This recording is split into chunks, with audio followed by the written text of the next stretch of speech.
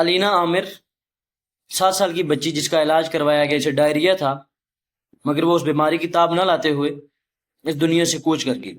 اور ہوتا یہ ہے کہ علینا عامر کی جب جنازے کو دفن کر دیا جاتا ہے، اس کے دوسرے دن اس کے والد صاحب جاتے ہیں قبر پر دعا کرنے کے لیے اپنی بچی کی مغفرت کی، تو قبر بالکل ٹھیک ٹھاک ہوتی ہے، ویسے ہی ہوتی ہے جیسے انہوں نے چھوڑی ہوتی ہے۔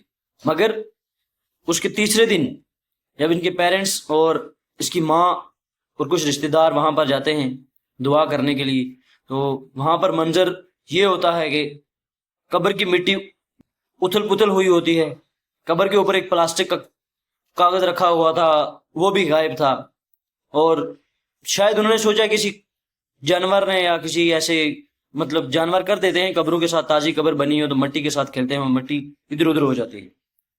مگر حیرت اس وقت ہوئی جب وہ اٹھ کے آگے چلے اور دیکھا کہ بچی کا کفن باہر پڑا ہے۔ پھر اس کے باپ کے ذہن میں ایک سوال کھٹکا کہ یار یہ میری بچی کا کفن باہر کیوں پڑا ہے؟ جب اس کے ذہن میں یہ سوال آیا تو اس نے فوراً 15 پہ کال کی، وہاں پر پولیس کے اہلکار پہنچے اور انہوں نے موقع واردات کی جو ساری تفتیش کی، اور انہوں نے عدالت سے رجوع کیا کہ ہم نے قبر کشائی کرنی ہے بچی کی، ہمیں انکشاف ہے کہ شاید ہماری بچی کا جست حاکی اندر ہے بھی یا کسی نے نکال لی ہے۔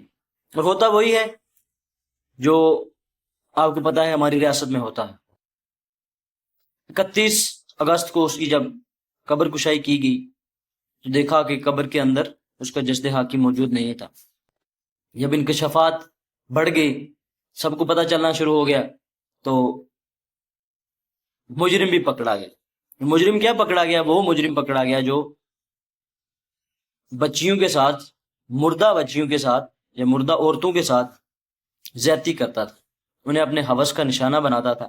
آپ سوچ لیں کہ زلزلے کیوں نہ آئیں، لوگ کیوں نہ مریں، پانی کیوں اللہ تعالیٰ آسمان سے ایسے پھینکتا ہے جیسے پتھر برس رہے ہیں، زمین کیوں ہل رہی ہے؟ زمین اسی وجہ سے ہل رہی ہے کہ بچوں کے ساتھ ظلم، زیادتی، زنا اور مردوں کے ساتھ ہو رہا ہے۔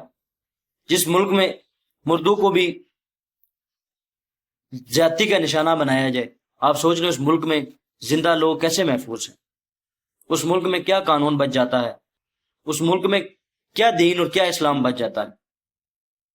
اپنے بچوں کی حفاظت کریں اور اپنی حفاظت کریں۔